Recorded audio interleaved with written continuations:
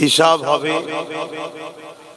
দুনিয়ায় যে উদ্দেশ্যে আল্লাহ পাঠিয়েছে, যদি উদ্দেশ্যকে আমরা সাকসেসফুল করে যেতে পারি, তাহলে পরকালে আল্লাহ আমাদের জন্য রেখেছে চির শান্তির জান্নাত। আর যদি আমরা দুনিয়া রং তামাশায় জড়িয়ে গিয়ে আল্লাহ রসুল ভুলে গিয়ে পাপাচার, অত্যাচার, অনাচার, জুলুম, ফিতনা, ফাসাদ, দাঙ্গা, খুন খারাবি, এক কথায় আল্লাহ বিরোধী, রসুল বিরোধী যদি হয়ে যায়, তার জন্য রয়েছে চির ভয়ানক কষ্টদায়ক আযাবে জাহান্নাম। এই হলো টোটাল মানব সৃষ্টির রহস্য। আমার আল্লাহ নিজে গোপন ছিলেন, তিনি নিজেকে ইরাদা করলেন আমি প্রকাশ হব, জাহির হব।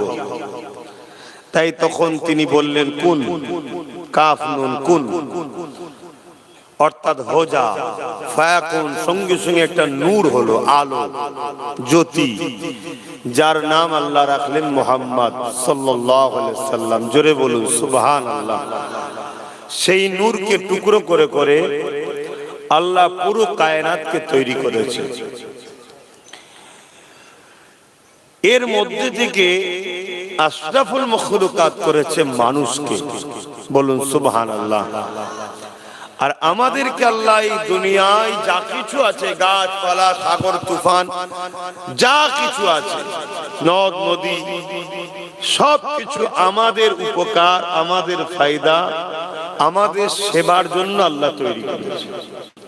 সূর্য আমাদের খাদেম। আপনার পাশ তাড়াতাড়ি কতদিন বেঁচে থাকবো কোনো ঠিক নেই। যা কিছু আল্লাহ করেছে, চাঁদ সূর্য সব আমাদের উপকারের জন্য। আর আমাদেরকে আল্লাহ বানিয়েছে ফেরেশতাদের থেকেও দামি, সূর্য চাঁদের থেকেও দামি। আল্লাহ আমাদেরকে বানিয়েছে একটা প্রেমের পরীক্ষার জন্য, একটা প্রেম। তার জন্য এই দুনিয়াতে আল্লাহ পাঠিয়েছে। যাও, এই দুনিয়ায় সব থাকবে, এই সব কিছুর মধ্যে দিয়ে তুমি আমাকে রাজি করবে, আমার খুশি যেটা সে কাজ করবে, ব্যাস। আমাকে তুমি সবকিছুর উপরে প্রাধান্য দাও কিনা দেখবে। এটাই হলো আল্লাহর পরীক্ষা। বাপও থাকবে, মাও থাকবে, স্ত্রী থাকবে, স্বামী থাকবে, সংসার থাকবে, সন্তান থাকবে, জমি জায়গা, গাড়ি বাড়ি, সব কিছু আমি আল্লাহ দেবো। কাউকে গরিব বানাবো, কাউকে ধনী বানাবো, কাউকে রাজা বানাবো, কাউকে প্রজা বানাবো, কাউকে বিমার দেবো, কাউকে সুস্থ রাখবো। যে হালেই থাকো না কেন, তোমাদের মাকসাদ একটাই হবে, আমি যেখানে রাজি তুমি সেখানে রাজি। বলুন সুবহানাল্লাহ। মা আতাকুমুর রাসূল ফাখুযুহু ওয়া মা নাহাকুম আনহু ফান্তাহু। আমার হাবিব যা আদেশ করবে মানবে, আমার হাবিব যা নিষেধ করবে ছাড়বে। আমার হাবিবের আদেশটা মূলত হাবিবের পক্ষ থেকে আমারই আদেশ, আমার হাবিবের নিষেধটা মূলত হাবিবের পক্ষ থেকে নিষেধ, কিন্তু আমি আল্লাহরই। কেন আমার বন্ধুকে পাঠিয়েছে আমি, কেন আমাকে দেখা যায় না, ছোঁয়া যায় না, ধরা যায় না, অনুভব করা যায় না। এজন্য তোমাদের কাছে আমার হাবিবকে পাঠিয়েছি, সে যা আদেশ করছে মেনে নাও, যা নিষেধ করছে ছেড়ে দাও। এর আগে আমি অনেককে পাঠিয়েছি, ঈসা নবীকে পাঠিয়েছি, মুসাকে পাঠিয়েছি, ইসমাইল নবীকে পাঠিয়েছি, ইসাক নবীকে পাঠিয়েছি, ইব্রাহিম নবীকে পাঠিয়েছি। তোমাদের জন্য পাঠিয়েছি মুহাম্মদ আরবি সাল্লাল্লাহু আলাইহি ওয়াসাল্লাম, যিনি তোমাদের জন্য লাকাদ কানা লাকুম ফি রাসূলিল্লাহি উসওয়াতুন হাসানা, সবথেকে উত্তম সুন্দর আদর্শওয়ালা মডেল। জোরে বলুন সুবহানাল্লাহ। তোমরা আমার নবীকে দেখো, আমার নবীকেও আমি আল্লাহ তোমাদের জন্য মডেল বানিয়েছি, তাই তাকেও বিভিন্ন দিক দিয়ে আমি আজমেইছি, যেটা তোমাদের জন্য শিক্ষা। তিনি কিভাবে ধৈর্য ধরেছে দেখো, কিভাবে সবর করেছে দেখো, কিভাবে ন্যায়ের পক্ষে ছিল দেখো, কিভাবে সত্যকে বিজয় করেছে দেখো, কিভাবে অন্যায়কে মিটিয়েছে দেখো, কিভাবে সংসার করেছে দেখো, কিভাবে ধর্মনীতি, সমাজনীতি, পরিবার নীতি, অর্থনীতি, রাজনীতি, রাষ্ট্রনীতি, সমস্ত নীতি মুহাম্মদ সাল্লাল্লাহু আলাইহি ওয়াসাল্লামের যেটা সেটা তোমাদের নীতি যদি করতে পারো তাহলে তোমাদের জন্য আমি জান্নাত দেব। না হয় আমার নবীর বিরুদ্ধে যে তারও মরণ হবে আর যে পক্ষে তারও মরণ হবে, মরণ দুজনেরই। দুজনেরই যদি কবর হয়, একটা কবর জান্নাতের বাগান হবে আর একটা কবর জাহান্নামের গর্ত হবে। যদি আমার হাবিবের হও জান্নাতের বাগ বানাবো, হাবিবের যদি না হও জাহান্নামের গর্ত বানাবো। ওখানে কারো রাজত্ব চলবে না। তোমাকে আমি একটা মেয়াদ দিয়েছি, এই মেয়াদ পর্যন্ত আমি তোমাকে কিছু বলবো না। মৃত্যু দ্বারা তোমার পরীক্ষার খাতা জমা পড়ে যাবে, এবারে তোমার শুরু হবে আখিরাতের পালা। কার কবে মৃত্যু হবে কেউ জানে? তাহলে আমাদের তো ভাবা দরকার। ওয়াল তানজুরু নাফসুম মা কদ্দামাত লিগাদ, প্রত্যেক নফসের উচিত পরকাল নিয়ে ভাবা, কখন কার মৃত্যু হবে কেউ জানে না, কিন্তু হবে এটা সত্য। এই জমিনে অনেকের দাদু বেঁচে আছে, নাতি পুতা চলে গেছে, নানা বেঁচে আছে, তার ছোট ছোট নাতি পুতারা চলে গেছে। দাদু দাদি বেঁচে আছে, ছেলেরা তার ছেলেরা চলে গেছে। শ্বশুর বেঁচে আছে, জামাই চলে গেছে, জামাই ছেলেরা চলে যাচ্ছে। কে কখন যাবে কোনো গ্যারান্টি নাই। যেতে কিন্তু সবাইকে হবে। এই সামান্য পরীক্ষার জন্য আল্লাহ আমাদেরকে পাঠালো যে বান্দা যা, আমি আল্লাহ তোদেরকে সংসার দেব, আমি আল্লাহ তোদেরকে বাপ মা দেবো, আমি আল্লাহ তোদেরকে স্ত্রী স্বামী সন্তান দেবো, আমি আল্লাহ কাউকে ধন দৌলত দিয়ে পরীক্ষা নেব, আমি আল্লাহ কাউকে গরিব বানিয়ে পরীক্ষা নেব, আমি আল্লাহ কাউকে বিমা দিয়ে পরীক্ষা নেব, আবার কাউকে আমি আল্লাহ সুস্থ জিন্দেগি দিয়ে পরীক্ষা নেব। ওরে আমার বান্দা বান্দি রে, যুগে যুগে যত নবীদেরকে পাঠিয়েছে আমি আল্লাহ সবাইকে পরীক্ষা নিয়েছে। তাদের মধ্যে থেকে ইব্রাহিমকে কি তোরা দেখলি না? যে ইব্রাহিম আমি আল্লাহ আমার পাঠানো নবী ছিল, যাকে আমি খলিলুল্লাহ বন্ধু বলে লাকাব দিয়েছে। ওই ইব্রাহিমকে আমি আল্লাহ কেমন পরীক্ষা নিয়েছে, এবং দুনিয়ার 4000 বছর আগের পরীক্ষা কিয়ামত পর্যন্ত সবার মুখে ইব্রাহিম থাকবে। কেন? আমি আল্লাহ আমার যে হয়ে যায় তাকে আমি আল্লাহ দুনিয়া আখিরাতে বাসাই দিয়ে দিই। কত লোক মারা গেছে পৃথিবীতে। নমরুদ পৃথিবীর রাজা ছিল, নমরুদ পৃথিবীর রাজা ছিল। কারো জানা আছে নমরুদের খানদান কোথায় আছে? নমরুদের আওলাদদের আওলাদ আওলাদদের কারো জানা আছে? কারো জানা নেই। নমরুদের কোনো অস্তিত্ব নেই। শুধু ইব্রাহিম নবীর নামের সঙ্গে জড়িয়ে আছে, বিরোধী করেছিল। ইব্রাহিম নবীর ইতিহাস বলতে গেলে নমরুদটা আসে তাই, কিন্তু ইব্রাহিম নবীর আওলাদ বলো, আমরা তো সবাই ইব্রাহিম নবীর আওলাদ। জোরে বলুন সুবহানাল্লাহ। জানেন না মুসলিম জাতির পিতা তিনি, আর বংশ দিক দিয়ে খুনের দিক দিয়ে আলহামদুলিল্লাহ আমরা আমাদের নসবনামা বংশনামা সেখান পর্যন্ত গিয়ে ঠেকছে।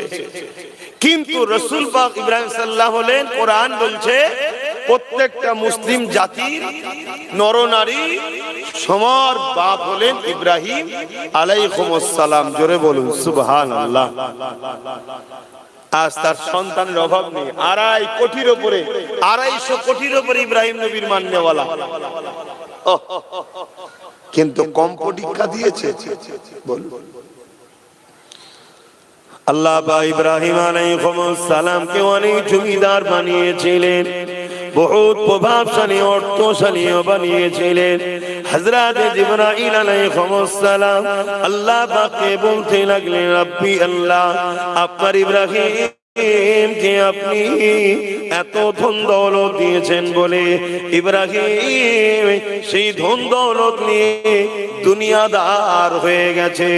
এ যুবকেরা আল্লাহ পাকে সাল্লাম বলতে লাগলেন, ও রব্বি আল্লাহ, দেখুন আপনার ইব্রাহিম কেন গৃহপালিত পশু লালন পালন করছে। এই দুনিয়াদারকে আপনি ভালোবাসেন, বন্ধু বলে ডাকেন। আল্লাহ পাক বলতে লেগেছে ইব্রাহিমকে সম্বন্ধে, এ ইব্রাহিম তুমি কি কথা বলতে লেগেছো?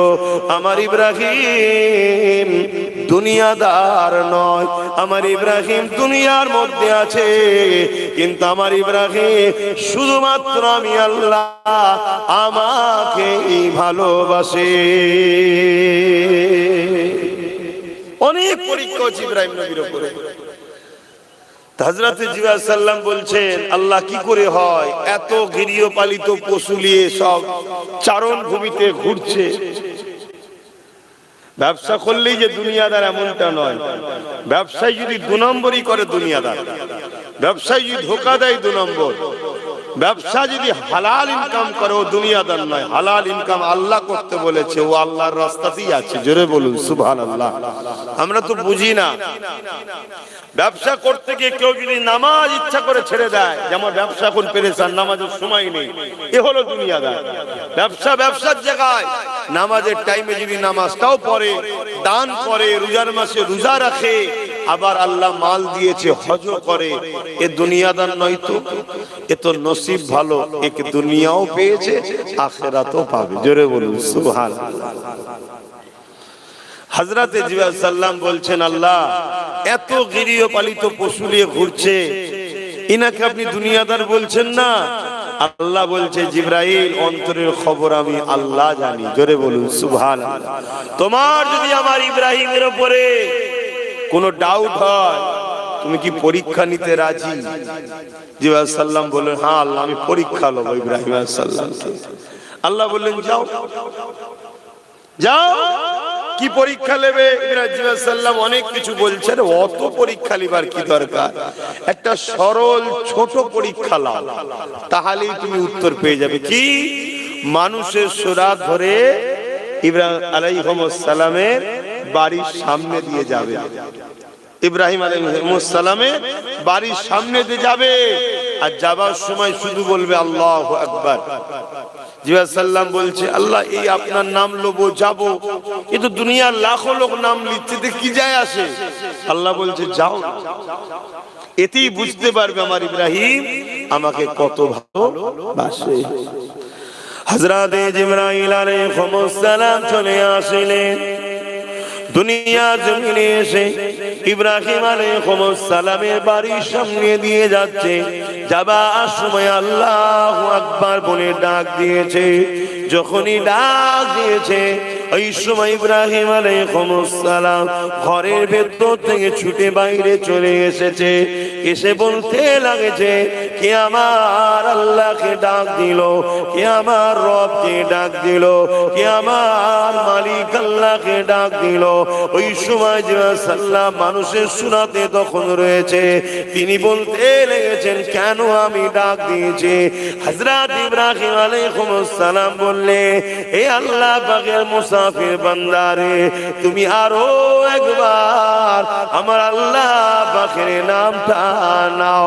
জিবরাইল আলাইহিস সালাম বলতে গেছে, আমার মর্জি কখন নব না নব, আপনার কথাতে আমি কেন ডাক দিতে লাগবো? ওই সময় ইব্রাহিম আলাইহিস সালাম বলতে লেগেছে, যদি আপনি আমার আল্লাহর নাম নেন, এর বিনিময়ে আমি আপনাকে আমার গৃহপালিত যত পশু আছে তার অর্ধেকটা দিয়ে দেব। আরো জোরে বলুন সুবহান। ইব্রাহিম সাল্লামের কিতাবে আছে 7-8 হাজার গৃহপালিত পশু ছিল। আগেকার সময় মক্কা, মদিনায়, আরব, ইরাকে এটা ছিল বিজনেসের ব্যবসা সব থেকে দামি সম্পদ। এখন তো নবী পাক সাল্লাল্লাহু আলাইহি ওয়াসাল্লাম এসে ইলমের দরজা খুলে দিয়েছে, মাটির তলা থেকে সোনা উঠছে, তেল উঠছে। এটা আমার নবীর অবদান, এটা আমার রাসূলের অবদান। তার আগে ছিল না তো। তখন ছিল এই গৃহপালিত পশু লালন পালন করা, খেজুর গাছ, এটাই ছিল বিশাল ব্যবসা। ইব্রাহিম সাল্লাম বললেন, একবার আল্লাহর নাম নাও, অর্ধেক সম্পদ তোমার দিয়ে, অর্থাৎ যত গৃহপালিত পশু আছে তার অর্ধেক দিয়ে দেবো। যদি 8,000 থেকে 4,000 দিয়ে দেবো। জোরে বলুন সুবহানাল্লাহ। একবার আল্লাহর নাম নিয়ে, আর আমরা এত আল্লাহর নাম নিচ্ছি, আমার ভাইয়েরা আছে অনেকে একটু এসে বসতেও চাইছে না। এরাও বলে আমরাও ভালোবাসি আল্লাহকে, বলে না? বলে না? ভালোবাসা শুধু বললে হয় না। ওখানে দুজন বসে আছে পাশাপাশি, দুই মানিক জোর, ওদের জলসায় আসা হয়নি, পেরেশানের মধ্যে আছে, এখনো ফোন করছে, একটা তারিখ দেন না। তো ফাঁকা থাকলে তো বেতন মাসের তারিখ বাড়াবে, কি করা যাবে? শরীর তো নাকি।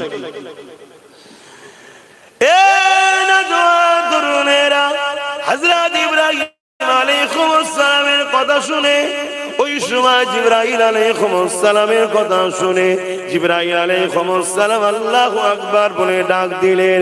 ইব্রাহিম আলাইহিস সালাম তিনার যেখানে গৃহপালিত পশু ছিল ওই জায়গায় গিয়ে তার মধ্যে থেকে অর্ধেক পশুকে, আনুমানিক আন্দাজ করে অর্ধেক পশুকে হযরত জিবরাইল আলাইহিস সালামকে দিয়ে দিলে। এই যুবকেরা, তরুণেরা, হযরত জিবরাইল আলাইহিস সালাম তখন মানুষের সূরা ধরে রয়েছে, তিনি গৃহপালিত পশুগুলো নিয়ে রওনা দিতে লেগেছে। ঠিক এমনই সময় হযরত ইব্রাহিম আলাইহিস সালাম আবার বলতে লেগেছে, আল্লাহ পাকের বান্দারে, আরো একবার আপনি আমার আল্লাহর নাম নেন। এবারে জিবরাইল আলাইহিস সালাম নিজে থেকে বলছে, প্রথমবার নাম নিয়েছিলাম, অর্ধেক গৃহপালিত পশু দিয়েছে, এবারে যদি আল্লাহর নাম নিয়ে এর বিনিময়ে আপনি কি দেবেন? ওই সময় হযরত ইব্রাহিম আলাইহিস সালাম বললেন, বাকি যে অর্ধেক রয়েছে ওই অর্ধেক গৃহপালিত পশু আপনাকে দিয়ে দেব।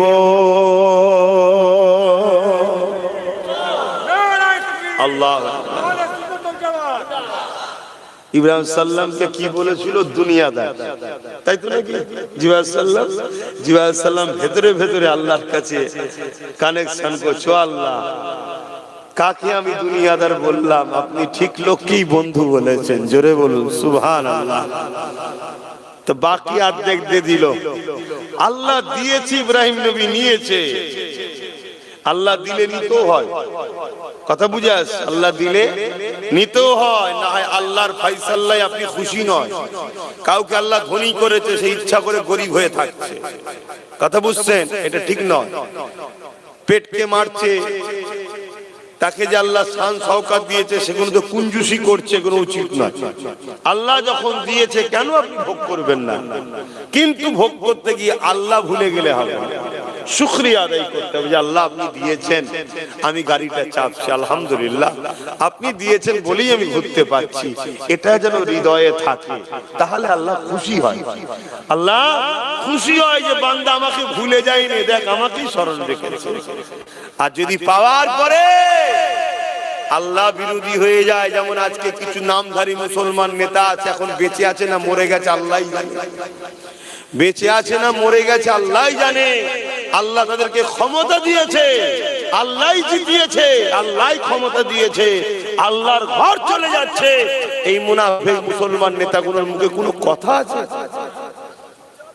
কেন কথা বললে তাদের দুনিয়ার বেঈমান জালিম মুশরিক নেতারা হয়তো তাদেরকে পরের বারে টিকিট না দিতে পারে, এজন্য পুরো মুখে কুলুপ দিয়ে বসে আছে। কুলুপ বোঝেন তো? কখন লাই যায় ওখানে না নিয়ে মুখে নিয়ে বসে আছে, কথা বুঝে আসছে তো? তো সেই জায়গায় এগুলো হলো ধ্বংসের আলামত, এগুলো ধ্বংস। আজকে যদি এই সময়ে তারা কথা বলে, এ বেটা তুমি আমার সাথ দিয়েছো, তার মানে এটা নয় তুমি আল্লাহর বিরুদ্ধে চলে যাবে আর আমি তোমার পক্ষে থাকবো, এমনটা নয়। এই মুহূর্তে যদি তারা কথা বলে, জাতি তাদেরকে আরো বুকে নেবে, তাই তো নাকি? কেন তাদের হাতে একটু হলেও ক্ষমতা আছে, তাদেরকে জাতি পেয়ে আরো নিঃশ্বাস পাবে যে এতগুলো লোক আমাদের পাশে এসেছে। কিন্তু না, কপাল ফাটা যদি হয় এরকমই হয়। এই সময় উচিত কথা বলা। যেমন একটা বেটা কথা বলছে, নবী বংশের আওলাদ, আজও কলকাতা বিভিন্ন জায়গায় রাজপথে ছুটে বেড়াচ্ছে, আজও কেস চালাচ্ছে, মামলা চালাচ্ছে আল্লাহর ঘরের সম্পদ ওয়াকফকে বাঁচাবার জন্য। এই যে গোরস্থান, তুমি হয়তো ভাবছো এটা আমার পার্সোনাল। তুমি কি ভাবছো? এটা আমাদের পার্সোনাল ভাবছো তো নাকি? ওয়াকফ করা নেই, পার্সোনাল। তুমি জানোই না একদিন তোমার এইটাও দেখবে, কখন দেখবে রেড জোনে চলে গেছে, তারপরে দেখবেন পশ্চিমবঙ্গ সরকার কালেক্টর হয়ে গেছে। তুমি কি ভাবছো একদিনেই সবটা দখল করে নেবে নাকি? না, একদিনে সবটা দখল করলে তো আলহামদুলিল্লাহ আমাদের জন্যই ভালো হতো। কেন? একসাথে হতো। কথা বুঝছেন তো নাকি? ওইভাবে নেবে না তো। প্রথম লেবে ভিআইপি জোন গুলো, ভিআইপি জোন যেখানে অলরেডি এক কাঠার জায়গার দাম 5 কোটি 6 কোটি করে জায়গা, তার চতুর্দিকে হয়তো অনেকে পয়সার লোভে মুসলমান জায়গা বিক্রি করে চলে গেছে, অনেক ফিকে হয়ে গেছে, হালকা হয়ে গেছে, কিন্তু কবরস্থানটা রয়ে গেছে, মসজিদটা রয়ে গেছে। এমন জায়গা অনেক আছে না? জোরে বলুন। এই নদীর উপরে একটা জায়গা আছে চুচুড়া, যেখানে একটা মসজিদ আর মাদ্রাসা আছে, কয়েক হাজার কোটি টাকার সম্পদ। চতুর্দিকে আশপাশে মুসলমান আছে বলতে গেলে নেই বলবো না, একেবারে সামান্য। বাকি সব জায়গা জমি কোটি কোটি টাকার সম্পদ বিক্রি করে দিয়ে সব গ্রামে চলে গেছে। গ্রামে 10 বিঘে কিনে বসে আছে, আলু চাষ করছে আর খাচ্ছে। মাথা যা বুদ্ধি ঢুকেছে, আর কি করা যাবে? কথা বুঝে আসছে তো? এইরকম করেছে। এই যে ভিআইপি জায়গাগুলো প্রথম লেবে, এগুলো হয়ে যাওয়ার পর দ্বিতীয় ক্যাটাগরির গুলো লেবে। একদিন বাপ তোমার আমারটাও লেবে। কথা কিছু মাথায় ঢুকছে? এবার তুমি এখন ভাবছো ওরটা লিখছে তো আমারটা কি যায় আসে, আমার তো এখন লেবে নেই, ততদিন করতে আমি কি আর দুনিয়ায় থাকবো? আমি তো চলে যাব। কিন্তু তুমি ভাবতে পারছো না তোমার জায়গার উপরে মদের কি বলে কারখানা তৈরি হবে, তোমার বুকের উপরে, কবরের উপরে। ভাল লাগবে তো? আমাদের মেন্টালিটি মরে যাওয়ার পরে হয়তো আমরা কিছু বুঝবো না, এটা ভাবছি না রে বাবা। যে আল্লাহ এই গ্রহতে আমাদেরকে জান দিয়ে বেঁচিয়ে রেখেছে, সেই আল্লাহ আখিরাতের জগতে জান দিয়ে আমাদেরকে সব কিছু দেখাবে, সব উপভোগ করতে পারবো, সবটাই আমাদের মধ্যে থাকবে। কথা বুঝে আসছে? কিন্তু আমাদের মধ্যে সেই চিন্তা নেই। তো যাকে একটা কথা এলো বিস্কানে বললাম, খাস সাবরেসানি জলসা বেশি আর ওদিকে যাচ্ছি না। আরে এক কথা কতবার বলবো? যদি এখনো এ কম না শোনে না জাগে, আর কি করা যেতে পারে? তবে যাচ্ছে না, ঘুমোচ্ছে সব। জেগেছে, জেগে চুলো থেকে উঠে আবার কড়া থেকে উঠে চুলোই পড়ে যাবে না তো? জেগেছে বলছেন, তো কড়া থেকে তুলছি আবার চুলোই পড়ে যাবেন না তো? কেন জেগে আবার এমন লাফালাফি না করে ফেলেন, কারণ লোভ তো প্রচুর। লোভে পাপ, পাপে মৃত্যু। দেখা যাবে তো পিছন থেকে ফান্ডিং করে দিল, একটা নতুন দল করে ফেলে, আবার হই হই হয়ে গেল। আবার আরেকজন বলে তুই চলে তোকে কিছু লিজা। আরে তোমাকে আমাকে মিটাবার জন্য টাকা লাগলে টাকা দে, গান দে, যাত্রা দে, ফাংশন দে, প্রয়োজন হয় বাড়ির মেয়েগুলোও দে। আশা খারাপ নেবেন না। আপনারা তো ইতিহাস পড়েন রে। এই পৃথিবীতে মুসলমান টুকরো হওয়া শুরু হলো কবে থেকে? কাদের নেতৃত্বে এত দল তৈরি হলো? হ্যাম্পারের ডায়েরি বলে একটা ব্রিটিশ লেখকের ডায়েরি আছে, হ্যাম্পারের ডায়েরি। কিভাবে মুসলিম সমাজকে টুকরো টুকরো করেছে, এবং এই টুকরোর পিছনে মদ আর নারী ছিল মূল কারণ। এই মদ আর নারী দিয়ে এই জাতিকে কিভাবে টুকরো টুকরো বিভিন্ন সমাজের মধ্যে ভাগ করে দিয়েছে, ইতিহাস আপনারা জানাও নেই। তা আমি বললাম আপনারা অবাক হয়ে যেতে পারেন। এই জন্য বলছি, আরে পার বছরে 70-80 মিলিয়ন লক্ষ কোটি টাকা খরচ করছে ইসলাম বিদ্বেষী রাষ্ট্ররা শুধুমাত্র উম্মতে মুহাম্মাদীকে আল্লাহ ও রাসূলের থেকে দূরে রাখা। আল্লাহ ও রসুলের থেকে দূরে রাখো। কেন? এরা জানে এরা যদি আল্লাহ ও রসুলের সঙ্গে জুড়ে থাকে, বদর যদি আবার হয় এরাই জিতবে, খাইবার যদি আবার হয় এরাই জিতবে, হিন্দুস্তানের মঈনুদ্দিনের সময় যা হয়েছে তাই যদি হয় এরা আবার জিতবে। যখন এরা আল্লাহ ও রসুলের থেকে দূরে থাকবে তখন এরা নিজেরাই মারপিট করে মরে যাবে। আজকে আমাদের মধ্যে ওই লোক ঢুকেছে না ঢোকেন? হ্যাঁ, এতদিন সব ঘুমোচ্ছিল, এখন সব দেখছে তো না ভালো জিনিস হচ্ছে, সব তালে তাল দিয়ে হই হই শুরু করে দিয়েছে। তো যাক করো, কিন্তু মনে রেখে দিও চুলো থেকে উঠে, এই কড়া থেকে উঠে চুলোই যেন পড়ে যাওনি। গরম তেল থেকে উঠছো, ওঠো, উঠে গিয়ে আবার ডাইরেক্ট চুলোর আগুনেতে যেন পড়ে যেওনি। বুঝার হয় বুঝে লাও, কেন নিজেদের মধ্যে এখন খেয়ে খেয়ে করার সময় নেই, তাই একটু বুঝাবার দূর থেকে বললাম, ধরার হয় ধরে নাও, আর না হয় হাঁ করে থাকো, গাল দিয়ে মাছি ঢুকবে বেরোবে, আর কিছু করার থাকবে না, লড়া বড় ক্ষমতা নেই। তার মানে কি চলে গেছে শেষ।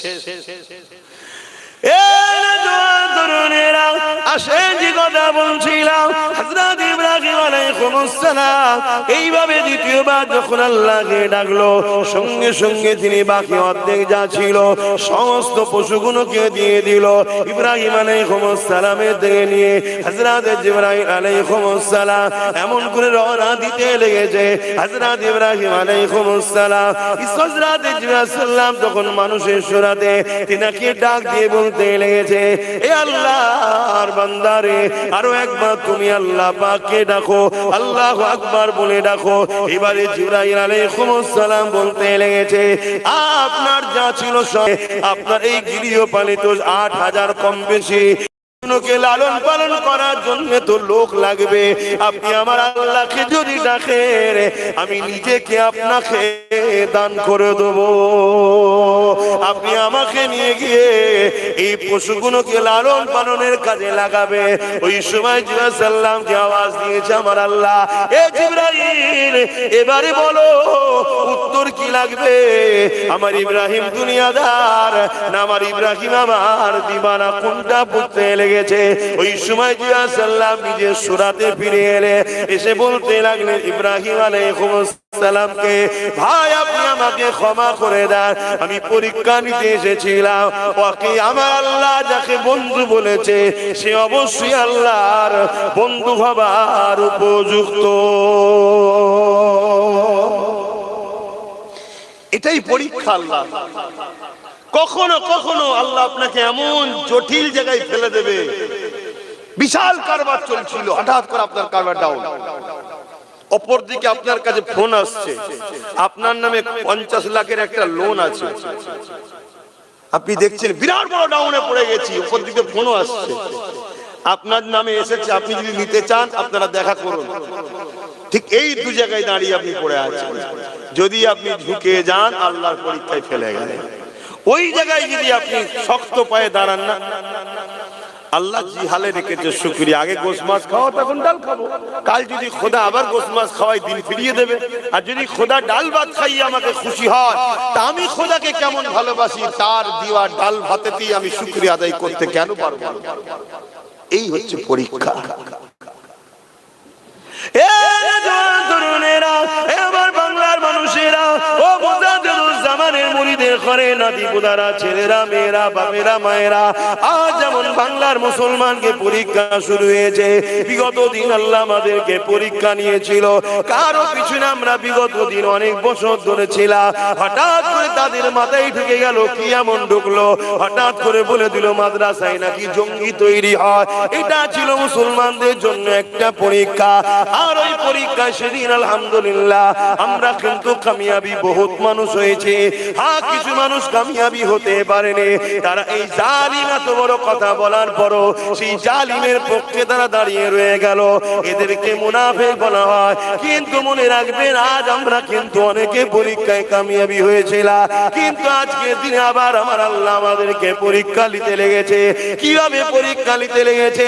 যার জন্য লড়াই করলে, যার জন্য ঘর ভাঙলে, যার জন্য মুসলমান মা বোনের নামে বা ভাইদের নামে কেস দিলে, যার জন্য নিজের কওমের ভাইকে মার্ডার করলে, যার জন্য এত লড়াই করলে, সে বেঈমান জাহান্নামী। আজ তোমার আমার সামনে প্রশ্ন রেখেছে কি? আল্লাহর কোরআন শেষ হয়ে যাবে, আমার উন্নতি শেষ হবে না। এবারে তোমার পরীক্ষা শুরু হয়েছে, এই কবরে তোমায় যেতে হবে। এটা হলো তোমার আল্লাহর পক্ষ থেকে পরীক্ষা। এবারে তুমি এই জাহান্নামীর দিকে থাকো না তাকে লাথি মেরে সরে চলে আসো, এটাই হবে তোমার পরীক্ষা। এই জায়গায় যদি তুমি তোমাকে ত্যাগ করতে পারো, ফিরে যদি চলে আসতে পারো, অবশ্যই আল্লাহর পক্ষ থেকে সাহায্য আসবে। তাতানাজ্জালু আলাইকুমুল মালাইকা, যদি তুমি বিপদে পড়ো আল্লাহ পাকের পক্ষ থেকে ফেরেশতা আসবে। আর তা না করে কোরআন যে শেষ হয়ে যাবে বলে এরকম জাহান্নামের খদ্দেরের সঙ্গে তুমি যদি দুনিয়াদারি করো, তার সঙ্গে মিলেমিশে থাকো, তার থেকে মুখ ফিরিয়ে যদি না নাও, মনে রেখে দিও আমার আল্লাহ সূরা বাকারাতে জানাচ্ছে তাদের হাতে আল্লাহ তোমাকে আমাকে মিটিয়ে দেবে। তারও নমুনা হলো রিসেন্ট সে কেন্দ্রের আইন মেনে নিল। বুঝছেন তো? সেই দিন তো আমাদের ত্যাগ করা দরকার ছিল, সেই দিন তো আমাদের বুঝে নেওয়া দরকার ছিল যে কাজ ব্রিটিশরা পারেনি, যে কাজ স্বাধীনতার পরে কোন সরকার পারেনি, সে কাজ এই জাহান্নামের কুকুরটা করেছিল। দাদা হুজুরের দরবারে রাত্রিরে পুলিশ পাঠিয়েছিল। আব্বাস সিদ্দিকীর বাড়ি নয়, বাড়িটা দাদা হুজুরের ভিটে পাঠিয়েছে না? সেদিন বুঝে নেওয়া দরকার ছিল কুকুর আমাদের নয়। শুনছেন তো নাকি? সেদিন কিন্তু আমার কম বোঝেনি, কিন্তু কোরআন বলছে এটাই আল্লাহর পরীক্ষা। তোমরা যদি আল্লাহ ও রাসূল ছেড়ে দিয়ে কাউকে প্রাধান্য দাও, আল্লাহ তার হাতেই তোমাদেরকে মিটাবে। আজকে সেই মিটালো না? মিটালো না? আজকে সেই তোমাকে আমাকে হাত তুলে দিল, দিয়ে বলল কেন্দ্রের আইনকে সাপোর্ট করে নিল। করেছে না? করে না? এবারে তুমি ভাববে এটা আমার কি আছে? মসজিদ তো ভাঙবে, মাদ্রাসা ভাঙবে, কবরস্থান ভাঙবে, ঈদগাহ ভাঙবে। আরে আমার কবর আমার ভিটেতে দিয়ে দেবো, আমি ঘরে নাই নামাজ পড়ে নেবো, অত সহজ? এবারেই তো আল্লাহর পরীক্ষা শুরু হলো তোমার। তুমি খোদার ঘরকে বাঁচাবার জন্য বুলেটের গুলির সামনে না দাঁড়ালে, আল্লাহর পক্ষ থেকে আসমান জমিন থেকে দিক থেকে তোমার উপরে আল্লাহর পক্ষ থেকে মার বালা আসবে। ইজা জুলজিলাতিল আরদু জিলজালাহা, ভূমিকম্প আসবে, জমিন ফেটে যাবে, তোমাকে আমাকে ওর মধ্যে আল্লাহ ঢুকিয়ে দেবে। গল্প বলছি না আমি, কোরআন বলছি। এটাই তো পরীক্ষা। কিন্তু সেদিন থেকে যদি আমরা ভাবতাম, আজকে কিন্তু এ জালিমের এত বড় সাহস হতো না। এর বড় মন খারাপ করার কিছু নেই, ভুল মানুষেরই হতে পারে। তাই আসো তওবা করে নি গো, আল্লাহ পাকের কাছে কান্নাকাটি করি। কারণ আল্লাহ পাক বলেছিল তাখনাতু মির রাহমাতিল্লাহ, বান্দারে আমার রহমত থেকে নিরাশ হয়ে যাস না। এই আল্লাহর আযাব আসার আগে তওবা করে নাও, আল্লাহর আসার আগে আল্লাহ বিদ্বেষীদের থেকে দূরে সরে যাও। আল্লাহর আযাব আসার আগে মসজিদ মাদ্রাসা কোরআন ইসলামের বিরোধী যারা, তাদের থেকে দূরে সরে যাও। হিন্দু আমার ভাই হয়, আদিবাসী আমার ভাই হয়, দলিত সাঁওতাল মতুয়া সবাই আমার ভাই হয়। মিশতে ইসলাম নিষেধ করেনি, কিন্তু কোন হিন্দু যদি আমার ইসলামের উপরে আঘাত দেয়, তখন তার সঙ্গে আর ভাইয়ের সম্পর্ক রাখা যাবে না। কেননা আল্লাহ ও রাসূল আগে আমাদের কাছে।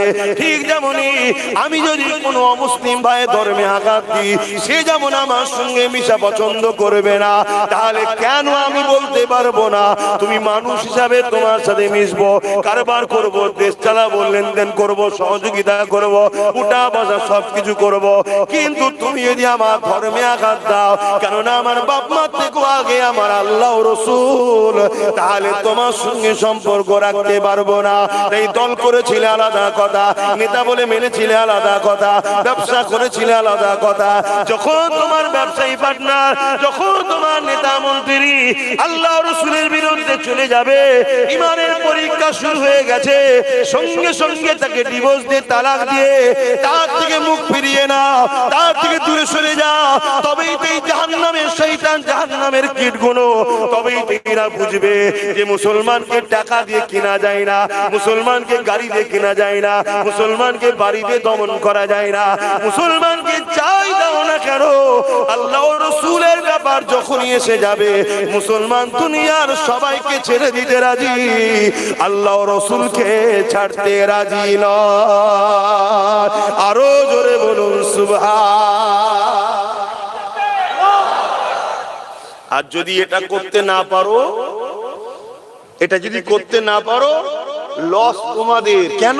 এটা করে তো জালিমরা পানি মাপে, যারা আল্লাহ রাসূলের সঙ্গে আছে না সরে গেছে। যখনই তুমি দেখবে এই কথার পরে তার সাথে জড়িয়ে থাকবে তখনই সে পানি মেপে নেবে যে এরা আল্লাহ রাসূলের থেকে আমাদেরকে বেশি প্রাধান্য দিচ্ছে। তার মানে তারা জেনে গেল যারা আল্লাহ রাসূলের থেকে সরে গেছে, তখন তারা শিওর হলো এদেরকে এবার হত্যা করতে নাবো। কেন? এদেরকে আর আল্লাহ সাহায্য করবে না। কিছু বুঝতে পারছেন? হ্যাঁ, ওপেন কথা। আমার ঘুরিয়ে পিছিয়ে কথা বলার সময়ও নেই, ইচ্ছাও নেই। ওপেন কথা।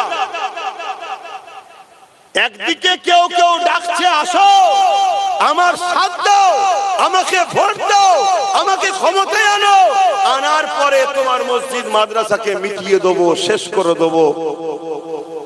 আর একদিকে কেউ তোমাদেরকে ডাকছে আসো আমার সাথ দাও, তোমরা সহ সর্বধর্মের মানুষের অধিকার দেবো, বিশেষ করে মুসলিম সমাজ শোনো, তোমার মসজিদ বাঁচাবার জন্য আমি সুপ্রিম কোর্টে কেসও চালাচ্ছি এখনো।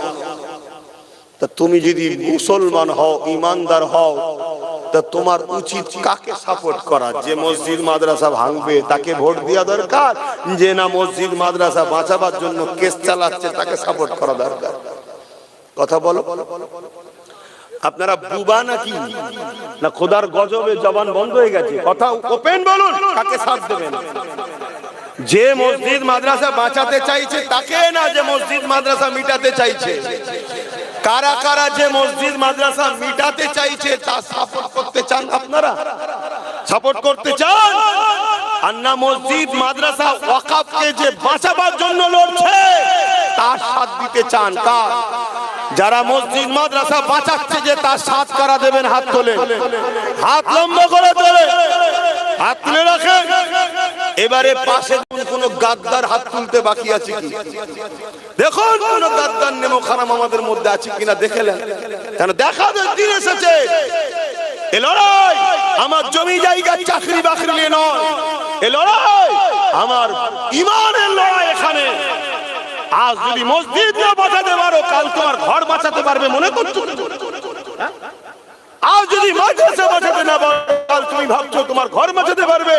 তোমার ঘরকে বোল্ডুজার চালালে তুমি একা লড়তে হবে, আর মাদ্রাসার উপরে বোল্ডুজার চালালে লাখো কোটি লোক বেরোবে। তার উপরে যদি বোল্ডুজার চালাবার সাহস পায় তাহলে তোমার ঘরের উপরে বোল্ডুজার চালাতে ভয় লাগবে নাকি? কবে বুঝবে আমার কম? আসো, যেখানে নবী বলেছে কুরাইশ বংশের বাচ্চার নেতৃত্ব মানো, সেই কুরাইশ বংশের ছেলে পীরজাদা নওশাদ সিদ্দিকী সে আজকে সুপ্রিম কোর্টে কেস করেছে, এখনো চলছে তার কেস। তাই এখনো তোমার জায়গার উপরে মসজিদের উপরে বোল্ডুজার চালাতে পারছে না। কেন? কেসটা এখনো চলছে। সে চেষ্টা করছে না, করে না? জোরে বলো।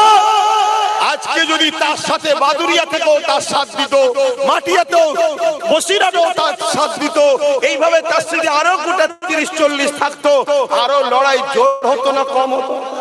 জোরে বলেন। যা ভুল হয়েছে মানুষ মাত্র হতে পারে, আপনি তো এই ভুল করবেন না। শুনছেন তো? ভুল করবেন না। আমি আব্বাস সিদ্দিকীর সাথ দিই, কারণ আমি ধর্ম প্রচার করি, আমি জলসা করি, মাহফিল করি, আমি পারছি না, কিন্তু সে যখন করছে, লড়াই করছে, তার সাথ দিয়াটা আমার ইমানি দায়িত্ব আছে, আমি তাই সাথ দিচ্ছি। তোমাদেরও দিয়া দরকার আছে। আল্লাহকে সাক্ষী রেখে বলো, কবরস্থান পাশে সাক্ষী রেখে বলো, সাথ দিয়া দরকার আছে না? না আপনার কিন্তু একটা ভয় আমার মাথায় খুব ঘুরছে। রাত্রিরে বিছানায় পাতা দিলে মাথার মধ্যে এই কথাটা বারবার খেলছে যে হাই আমার জাত তো বড় লুবি হয়ে গেছে। রসুল বলেছিল আখেরি জামানায় উম্মত প্রচুর মার খাবে দুটো কারণে। একটা হলো মৃত্যুকে ভয় করবে, আল্লাহকে নয়। বুকে হাত দিয়ে বলুন, আমরা মৃত্যুকে ভয় করা শুরু করেছি না করি? আমরা মৃত্যুকে ভয় করি, আল্লাহকে ভয় করা ভুলে গেছি। অথচ মৃত্যু থেকে কেউ পালিয়ে বাঁচতে পারবে না, কিন্তু আল্লাহকে যদি ভয় করত মৃত্যুটা সম্মানের সাথে হতো। জোরে বলুন সুবহানাল্লাহ। আজ মৃত্যুর ভয়ে আমরা তাগুতি শক্তির পাশে গিয়ে আশ্রয় নিচ্ছি। তাগুতি শক্তি কাকে বলা হয়? যে ক্ষমতা পাওয়ারের জোরে ধর্মের উপরে আঘাত দেয়, ধর্মকে মিটাতে চায়, একে বলা হয় তাগুতি শক্তি। যেমন আমার রাজ্য সরকার, যেমন আমার দেশের মাথায় বসে আছে কেন্দ্র সরকার, এরা হলো তাগুতি শক্তি। এরা ক্ষমতার জোরে বাবরি মিটাচ্ছে, ক্ষমতার জোরে মাদ্রাসাকে বোল্ডুজার দিয়ে ভাঙছে, ক্ষমতার জোরে মুসলিম ঘরের ছেলেদেরকে কেস দিচ্ছে, ক্ষমতার জোরে মুসলমানদের এলাকার ঘর বাড়ি ভেঙে চুরমার করে দিচ্ছে, ক্ষমতার জোরে মানুষকে জোর করিয়ে আল্লাহ বিরোধী স্লোগান দিচ্ছে না, দেয় না? ঠিক তেমনি আমার রাজ্য সরকার ক্ষমতার জোরে আমাদেরকে কাফের বানাবার জন্য দীঘার প্রসাদ রেশনের মাধ্যম দিয়ে খাইয়ে বেঈমান বানাচ্ছিল। কি করেছে না করে না? কিন্তু একটা লোকের নাম বলেন যে এর প্রতিবাদ করেছে। কেউ করেছে? একটা বান্দা আব্বাস সিদ্দিকী কিন্তু এর প্রতিবাদ সেদিন থেকে আজও করছে। এক কথা মাথায় ঢুকছে। তবে হ্যাঁ, যে উলামা ভাইরা আমার সাথে সাথ দিচ্ছে, আমার বিরোধী করেনি, সবার দ্বারা সব কথা বলা আল্লাহ দেয় না, তাদেরকেও আমি মনে করি তারাও প্রতিবাদ করেছে। চুপ থেকে আমার বিরোধী না করা মানে সাপোর্টই করলো, ঠিক তো নাকি? কিন্তু ওই সকল গাদ্দার উলামাগুলোকে বলি যারা আমার বিরোধী করছে, তোমাদের এলাকায় কিছু গাদ্দার রয়েছে, তারা আবার ওয়াজকে কাটিং করে, কাটিং করে সমাজের খিল্লি করে। আল্লাহর কাছে জবাব আমাকেও দিতে হবে, তোমাদেরকেও দিতে হবে। তৈরি থেকো, তৈরি থেকো। আব্বাস লড়ছে মসজিদ মাদ্রাসা ওয়াকাফের জন্য, আর তুমি আমার ওয়াজকে কেটে সমাজের মুসলমানের কাছে খারাপ করছো তোমার বেঈমান নেতা নেত্রীকে খুশি করার জন্য। এটাই হলো তোমার থেকে আমার পার্থক্য। আমার কথায় কষ্ট পেচ্ছেন আপনারা? একটু হ্যাঁ কি না বলুন। কষ্ট পেচ্ছেন? ওপেন কথা বলবেন, কোনো অসুবিধা নেই। তবে মনে রাখবেন, মান আহাব্বা লিল্লাহ ওয়া আবগাদা লিল্লাহ ওয়া আতা লিল্লাহ ওয়া মানআ লিল্লাহ ফাকাদ ইসতাকমালাল ঈমান। ভালোবাসতে হবে আল্লাহর জন্য, দুশমনি করতে হবে আল্লাহর জন্য, আত্মীয়তা করতে হবে আল্লাহর জন্য, বিচ্ছেদ হতে হবে আল্লাহর জন্য। আব্বাসের লড়াই যদি আল্লাহর জন্য হয়, তাহলে তুমি আমার বিরোধী করছো কার জন্য? জবাব দাও, ঠিক তো নাকি? আমার সঙ্গে কেউ যদি সম্পর্ক করো, এটাও যেন আল্লাহর জন্য হয়। আমার যদি কেউ বিরোধী করো, ওটাও যেন আল্লাহর জন্য হয়। আমার কেউ যদি বন্ধুত্ব করো, ওটাও যেন আল্লাহর জন্য হয়। আমার সঙ্গে কেউ যদি শত্রুতা করো, ওটাও যেন আল্লাহর জন্য হয়। ঠিক তেমনি দুনিয়ায় আমরা অনেকে বলি এটা আমাদের দুনিয়ার মামলা। কোন জিনিস দুনিয়ার মামলা নয়, সবটাই আল্লাহ ও রাসূলের জন্য। তুমি তোমার সংসার স্ত্রীকে ভালোবাসবে, ওটা আল্লাহ ও রাসূলের জন্য। স্ত্রী যখন আল্লাহ ও রাসূলের বিরুদ্ধে চলে যাবে, তাকে ভালোবাসাটাও ইসলামে নিষেধ আছে। কথা শুনছেন না? স্ত্রী যখন স্বামীকে ভালোবাসবে আল্লাহ ও রাসূলের জন্য, স্বামী যখন ইসলামের দুশমন হয়ে যাবে, তাকে ভালোবাসা সংসার করা ইসলামে নিষেধ আছে। তুমি তো জানোই না। তুমি মনে করছো এটা তো দুনিয়াদারি ব্যাপার, ছেলেপুলে হওয়ার সিস্টেম না। তোমার সন্তানকেও ভালোবাসতে হবে আল্লাহ ও রাসূলের জন্য। আর সন্তান যদি আল্লাহ ও রাসূলের বিরুদ্ধে চলে যায়, তখন যদি তুমি সন্তানকে ভালোবাসো, সূরা বাকারাতে আল্লাহ বলছে ওই সন্তান এমন বিষাক্ত করবে, ওই সন্তানই আপনাকে মারবে। এই সমাজে ছেলেরা বাপকে মারে না? মারে না। কেন মারে? মুরব্বি আপনার ছেলে মারে আপনাদের ঘরে? কথা বলবেন তো, মুরব্বি আপনাদের ছেলেরা মারে? কিন্তু অনেকে মারে। কথা বলছেন না? অনেকে মারে। কই আমার বাপকে তো আমি মারিনি, আমার চাচাকে তো আমার ভাইরা মারে না। কোন আলেমে শুনেছেন তার বাপকে মেরেছে? কেন? তার বাপেরা সন্তানকে আল্লাহ ও রাসূলের উপরে প্রাধান্য দেয়নি। যে বাপ সন্তানকে আল্লাহ রাসূলের উপরে প্রাধান্য দেবে, যদি বলেন কেমন করে দিতে পারে রে বাবা? হ্যাঁ, ফজর বেলা ছেলে ঘুমোচ্ছিল, বাপ মা দেখে বলছে থাক না, ছেলেটা এই দেশে শুলো, একটু ঘুমো। তার মানে ও আল্লাহ রাসূলের উপরে ছেলেকে আরামটা প্রাধান্য দিয়েছে। ও বেটা বড় হলে আল্লাহ ওকে বিষ পুরা করবে। শুনছেন তো নাকি? আর যে ছেলে বাপ মা বলবে রাত করে শুয়েছিস কেন, আল্লাহ ও রাসূলের কাজ আগে, ওই ছেলেকে আল্লাহ এমন তৈরি করবে ও ছেলে বাপ মার পায়ের গোড়ায় পড়ে থাকবে। সব চাবিকাঠি কার হাতে? শুনছেন তো? ঠিক তেমনই যে ব্যবসায়ীকে আপনি আল্লাহ ও রাসূলের থেকে বেশি প্রাধান্য দেবেন, অর্থাৎ কোটি কোটি টাকা লেনদেন হচ্ছিল, হঠাৎ করে সে ইসলাম বিদ্বেষী কোনো কথা বলেছে, এরপরও আপনি তার সাথে আছেন, ওকে আল্লাহ এত বিস্ফোরা করবে আপনার পুরো কারবারের সব অধিকার ঝেড়ে নিয়ে এসে আপনাকে ঠকিয়ে পালাবে। শুনছেন? ঠিক তেমনি কোন রাজনেতা যদি ইসলামের বিরোধী হয়, আপনি যদি তারপরেও তার সাথ দেন, তার মানে আপনি আল্লাহ ও রাসূলের থেকেও তাকে বেশি গুরুত্ব দিলেন, তাই ইসলামের বিরোধী হয়েছে তাও তার সাথে আছে, এর মানে আল্লাহ তার হাতে আপনাকে ধ্বংস করবে। তার নমুনা বললাম তো, হঠাৎ করে বলছে আমি সাপোর্ট করে দিলাম, এবার কি হবে? কথা মিলছে না মেলে না? এজন্যই আপনারা বুঝায় যে বাপ দুনিয়াদারি করো, করতে হবে, সংসার করতে হবে, কারবার করতে হবে, ব্যবসা করতে হবে, রাজনীতি করতে হবে, কিন্তু ততক্ষণ পর্যন্ত যতক্ষণ সে ইসলামের বিরুদ্ধে যাবে না ততক্ষণ তার সাথে মেশো। কোন অন্য ধর্ম ভাইদের সঙ্গে আমাদের কোনো লড়াই নাই। আমার লড়াই, আমাদের লড়াই তার সাথে, ওই ব্যক্তির সাথে যারা যে ইসলামের বিরুদ্ধে যাবে। তুমি মানোনি তোমার বিষয়, তুমি হিন্দু, তুমি খ্রিস্টান, তুমি আদিবাসী, তুমি দলিত, তুমি আমার ইসলাম মানোনি, ওটা তোমার বিষয়, তুমি জবাব দেবে স্রষ্টার কাছে। কিন্তু তুমি মানোনি, উপরন্তু আমার ভালোবাসায় আঘাত দিচ্ছে, এই রাইটটা তো তোমার নেই। এই কথা বুঝছো না? তুমি কোরআন মানোনি, তোমার বিষয়, কিন্তু এই রাইট তো তোমার নেই। কোরআন শেষ হয়ে যাবে বলা, বলো কোরআন কি শেষ হয়ে যাবে? আওয়াজ দিয়ে বলো শেষ হয়ে যাবে। আমাদের বুঝিয়ে দেওয়া দরকার, কোরআন শেষ হবে না রে জাহান্নামী, তুই শেষ হবি, এটা বোঝানো দরকার আছে না? না, এটাই তো আমাদের কাজ। কিন্তু এই দুনিয়াতে হাজার হাজার কোটি কোটি লোক আছে, তারা কোরআন মানে না, কিন্তু কোরআনের বিরুদ্ধে বলে না। তার সাথে মানুষ হিসেবে মিশবেন না? মিশবেন না, 100% মিশতে হবে, এটা মানববন্ধন। ইসলাম বলেছে মিশতে, তার সাথে মিশবো, কারবার করব, লেনদেন করব, পড়াশোনা করব, সে যদি বিপদে পড়ে সহযোগিতা করব, কি করা দরকার আছে না? না, এটাই তো ইনসানিয়াত, এটাই তো মানববন্ধন। কিন্তু ততক্ষণ পর্যন্ত যতক্ষণ না সে বিরুদ্ধে যায়, যেমন কেন্দ্রের জালিম সরকার আজ ওয়াকফ কালা কানুন করে আমাদের মসজিদ মাদ্রাসাকে মিটাতে চাইছে, তাই তাকে যেমন আমরা ঘৃণা করি, সেই আইনকে যে লাগু করছে, সাপোর্ট করছে, তাকেও ঘৃণার দরকার আছে না? নাই, এগুলো মনে রাখতে হবে। আর না হয় কবরে তো ঢুকতে হবে, আমাকেও যেতে হবে, আপনাদেরও যেতে হবে। ওখানে যাবে তো নাকি দাদা দিদি? যে বলবে নাকি আমার দলের চালা ছিল, এলাকায় অনেক মস্তানি করেছে, গুন্ডাগিরি করেছে, তুলা তুলেছে, ভোট চুরি করেছে, মানুষকে ঘর ভেঙেছে, তারপর আমাকে জিতিয়েছে, এ ফেরেশতা বেশি কথা বলবি না, এ আমার লোক, বলবে তো না? ইয়ে কবরে যদিও হালকা মারতো, ওইখানে এরম বললে তারও বেশি মার শুরু হয়ে যাবে। ওখানে কারো দাদাগিরি চলবে না, ওখানে একজনই আসবে, যাকে আজ আমরা ভুলে আছি। তাই তো আমাদের দুর্দশা।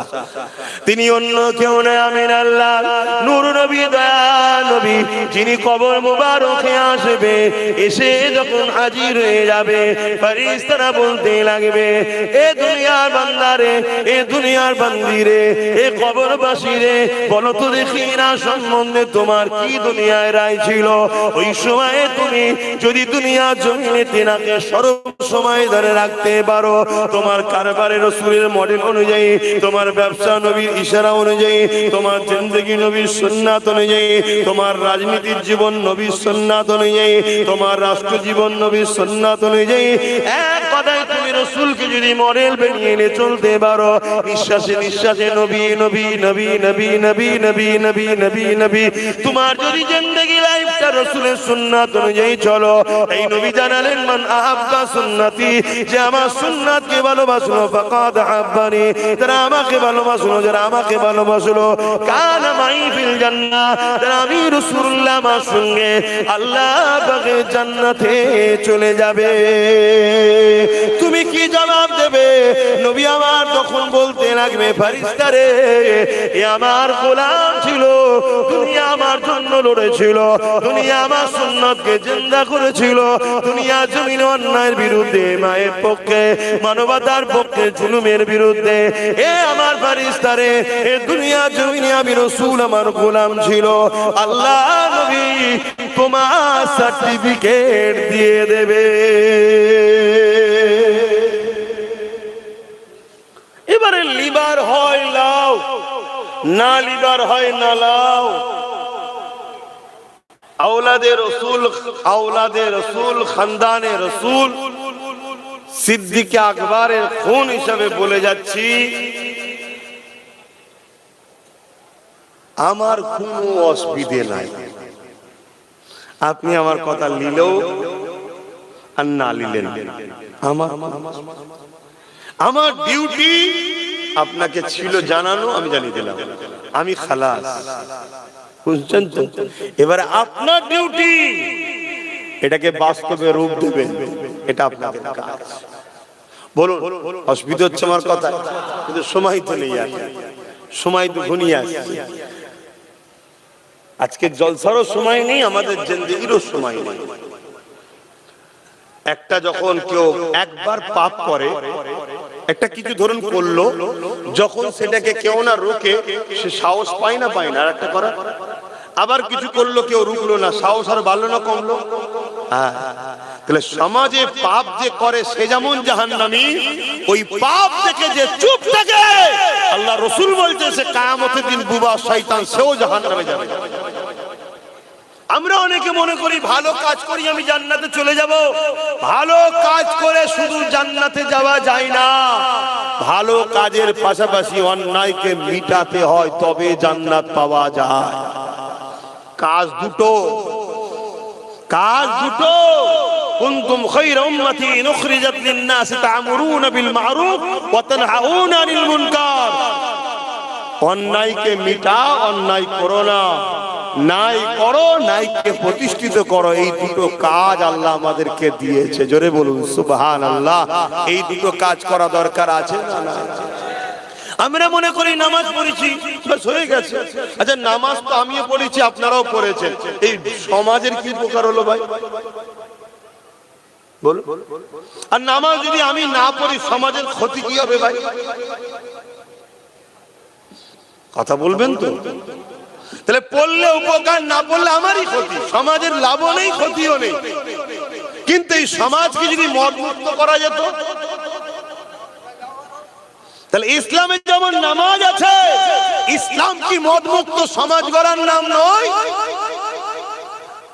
আপনি বলবেন গণতান্ত্রিক দেশ, গণতান্ত্রিক দেশে যদি আপনি বলেন, তাহলে আপনি তো সংবিধানটাও জানেন না।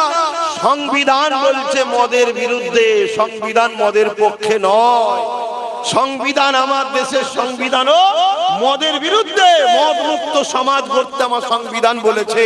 এজন্যই তো আমরা গর্বিত যেমন একটা দেশে বসবাস করি, যে দেশের সংবিধান আমার ইসলামের বিরুদ্ধে কথা বলে না।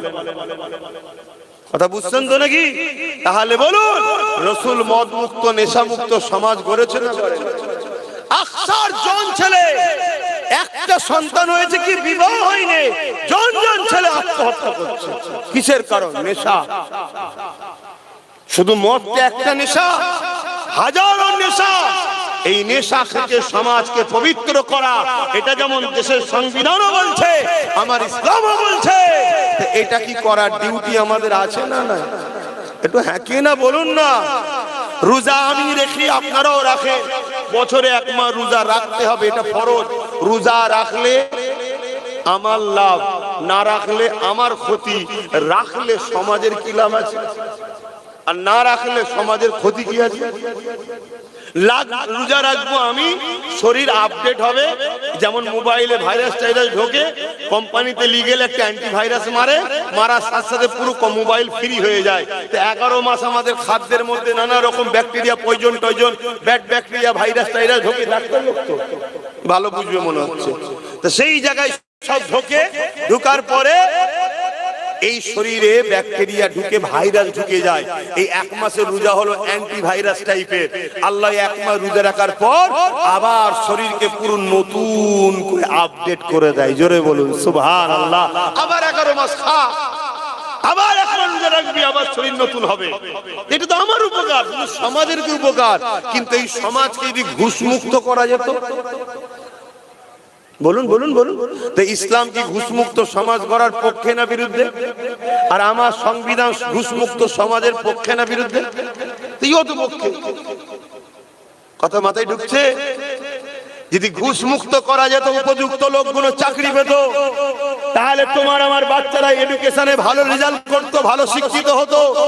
ঘুষ যদি মুক্ত থাকতো, তাহলে উপযুক্ত লোক ডাক্তার হতো। তুমি আমি যখন চিকিৎসায় যেতাম, ঠিকভাবে চিকিৎসা হতো। ঘুষ চলাকালীন কাটার কথা ডান দিকে কেটে ফেলেছে, বাঁদিকে 2 নম্বর ডাক্তারের কাছে হাজির হয়ে গেছে। ঘটছে না, ঘটে না? হ্যাঁ, এজন্য বলবো, শুধু দাড়ি টুপি নামা রোজার নাম ইসলাম নয়। ইসলাম জুলুমকে মিটিয়ে ন্যায়কে প্রতিষ্ঠিত করার নাম ইসলাম। জোরে বলুন সুবহানাল্লাহ। যতগুলো রাসূল লড়াই করেছে, মন দিয়ে শুনেন আজকের এই কথাটা, রাসূল যতগুলো লড়াই করেছে, প্রত্যেকটা লড়াই ছিল জুলুমের বিরুদ্ধে, জালিমের বিরুদ্ধে।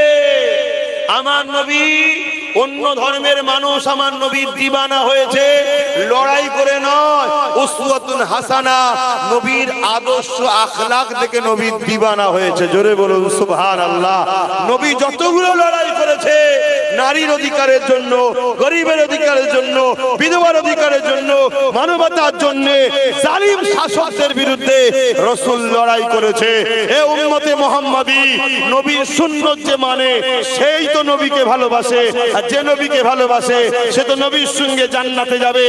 তাহলে জুলুমের বিরুদ্ধে, সন্ত্রাসের বিরুদ্ধে এমন করে রাসূল লড়াই করেছে, অত্যাচারীদের বিরুদ্ধে রাসূল লড়াই করেছে, মানবতার পক্ষে, এতিমের পক্ষে, বিধবার পক্ষে, গরিবের পক্ষে। তাহলে বলো, আমরাও আজকে এতিম, গরিব, বিধবা, অসহায়ের পাশে দাঁড়িয়ে জালিম শাসকদের বিরুদ্ধে লড়াই করা দরকার আছে না নাই? হাত তুলে সাক্ষী দাও, লড়াই দরকার আছে না নাই?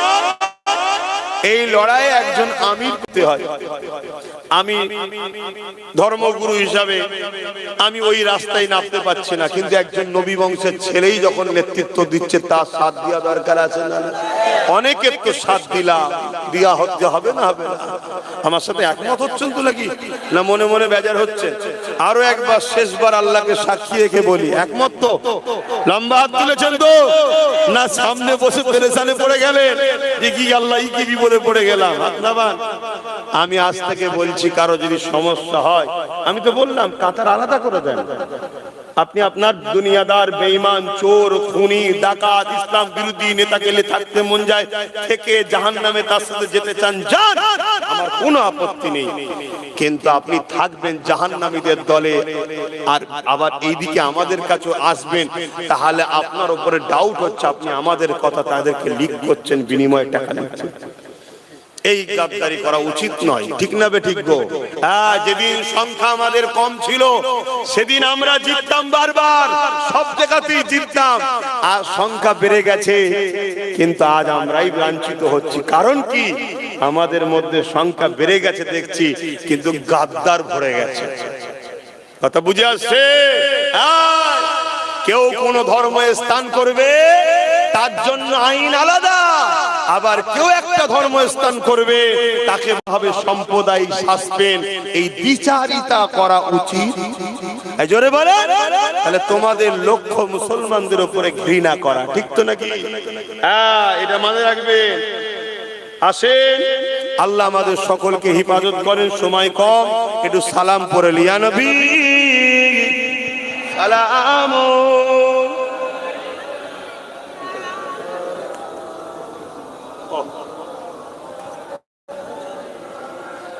ইয়া হাবিব,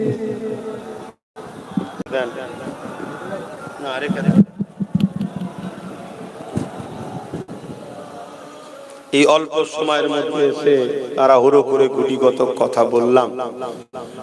সত্যি বলছেন তো? আপনারা কেউ কষ্ট পান না তো?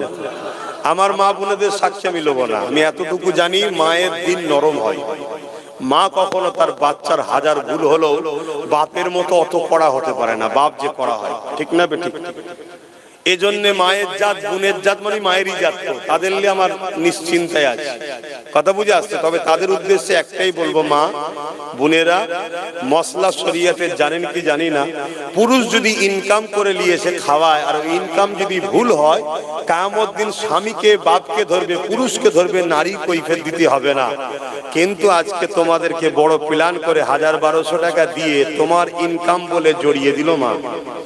আর তোমরা জানো ওই ইনকামটা কিসের?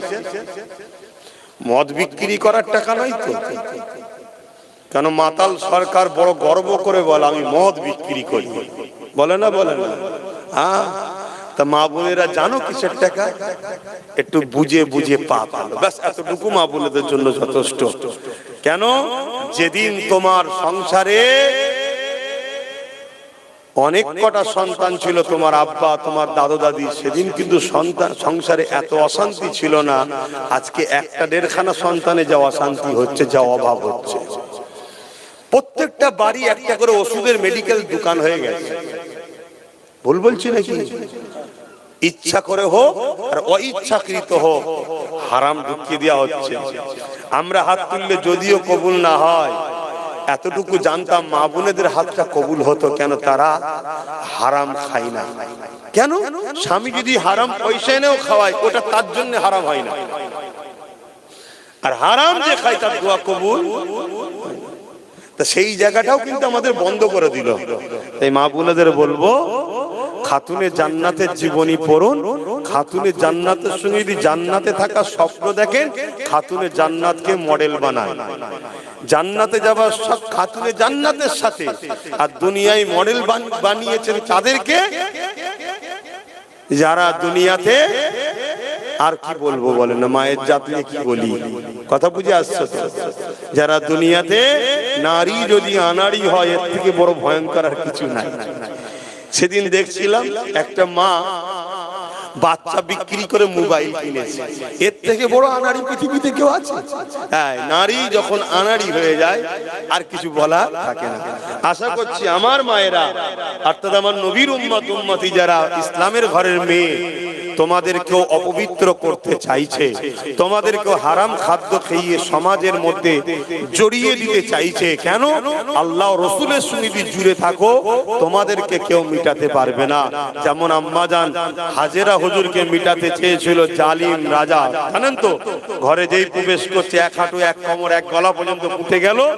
তাই তোমাদেরকেও আল্লাহ বাঁচাবে মা।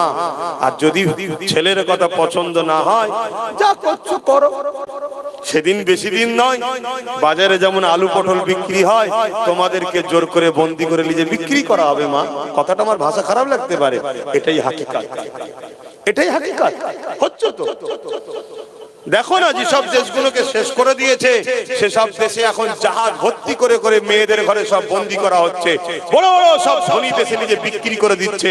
বড় বড় ধনীরা সেই মেয়েদেরকে কিনে নিয়ে যে তাদের দেহ শোষণ করছে, হত্যা করে মেরে দিচ্ছে। কোনো কেস টেস বলে কিছু নেই। আরে আমার দেশেই দেখো না, মুসলমান মারলে তাকে নেতা বানানো হয়, হচ্ছে না? কেস হয়, নেতা বানানো হয়। তাহলে বলো, যেসব দেশ পুরো মেরে শেষ করে দিয়েছে, সেসব দেশ আজকে কি হচ্ছে সেগুলো খবর রাখো। কোন একটা জায়গায় আপনারা দাদা হুজুরকে মানেন, আমিও মানি, যে রসুলকে মানেন আমিও মানি, সেই সূত্রে একটা ইমানি সম্পর্ক আছে।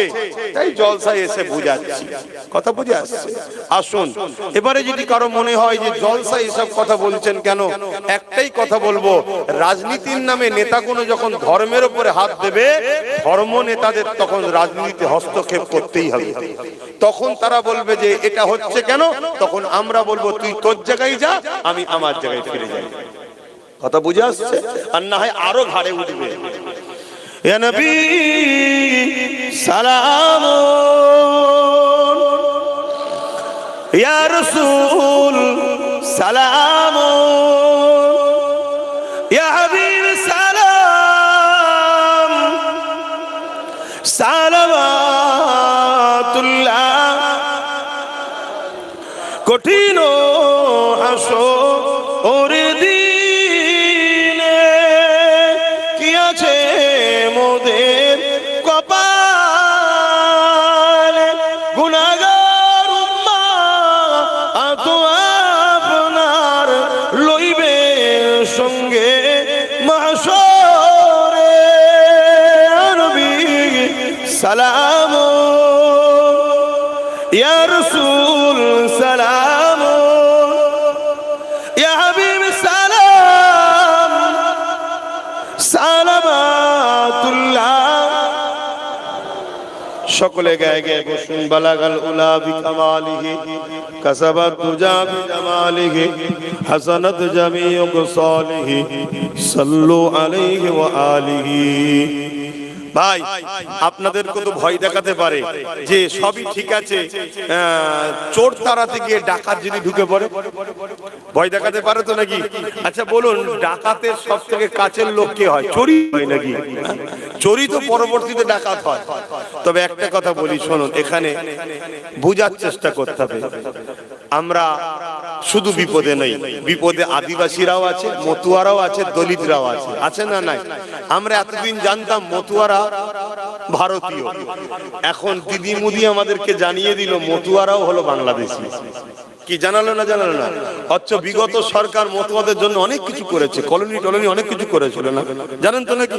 তো যাই হোক, সেই জায়গায় আমরা মতুয়া ভাইদের ঘরে যে বুঝাবো, ভাই তোরা যেখানে বেশি তোরা দাঁড়া, আমরা 14-15% আছি, তোদেরকে সাপোর্ট করব। আবার বাদুরাই আমরা বেশি, তোরা 10-12% আছি, আমাদেরকে সাপোর্ট কর। আবার যেখানে আদিবাসী বেশি, তোরা দাঁড়া ভাই, আমরা 10-12-15-20% আছি, তোকে সাপোর্ট করব।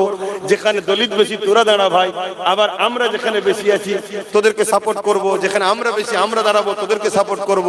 এইভাবে যদি গরিব সবাই আমরা এক জায়গায় হয়ে যায়, দলিত, আদিবাসী, মতুয়া, মুসলমান, তাহলে আমাদেরকে কেউ হারাতে, এটা অলরেডি কাজ চলছে। আপনারা নিজেরা নিজেদের পায়ে কুরুল মারবেন না, নিজেদের বাচ্চাদের মুখের দিকে তাকান। লোহা না হলে লোহা কাটা যায় না। যে শক্তিতে আমাদেরকে মিটাচ্ছে, ওই শক্তিকে দমন করতে গেলে ওই শক্তি দ্বারাই ঢাল হয়ে দাঁড়াতে হবে। কথা বুঝে এসেছে? আসেন তওবা করি। বিসমিল্লাহির রহমানির রহিম। আল্লাহ তাআলা আমি জানা অজানা, ইচ্ছা ও ইচ্ছা সকল গুনাহ হইতে তওবা করিতেছি। আস্তাগফিরুল্লাহ রাব্বি মিন কুল্লি যামবি ওয়া আতুবু ইলাইহি।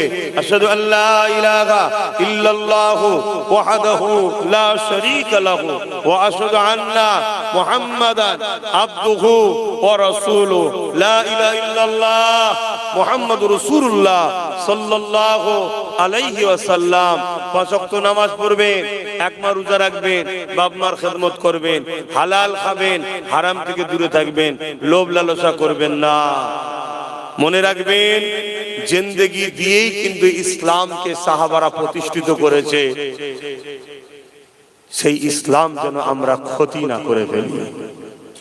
আমার বড় ভয় হয় আমাদেরকে টুকরো টুকরো করার জন্য ইসলাম বিদ্বেষীরা নতুন নতুন মুসলমানদেরকে অর্থ দিয়ে নতুন নতুন সব ভাগ করার জন্য দল করে দিতে পারে। অতএব সজাগ থাকবেন, সজাগ থাকবেন। দীর্ঘদিন লড়ছে যে, তার পাশে থাকবেন। তো যাই হোক, এখানে 5 খতম, 25 পারা আর 8000 কলেমা শরীফ আল্লাহ কবুল করেন, বলুন আল্লাহুম্মা আমিন। একজন সন্তান হিসাবে বাপ মাকে বলেছি, একজন ভাই হিসাবে ভাই বোনদের কাছে ওয়াজ করেছি, নসিহত করেছি, উপদেশ দিয়েছি। এই অধিকার আছে তো না? আবার বলছি, কারো যদি মনে হয় হুজুর আপনি জলসায় এসে বলছেন কেন, একটাই কথা বলবো, ওদেরকে জাগে বলকে যা, রাজনীতির নামে চাকরি বাকরি না দিয়ে ধর্মের পিছনে লেগেছে কেন, ওদের কাকে বলকে যা। ওরা আমার পিছনে ধর্মের পিছনে লাগা বন্ধ করুক, আমি আমার জায়গায় থাকবো, তারা তাদের জায়গায় থাকবে।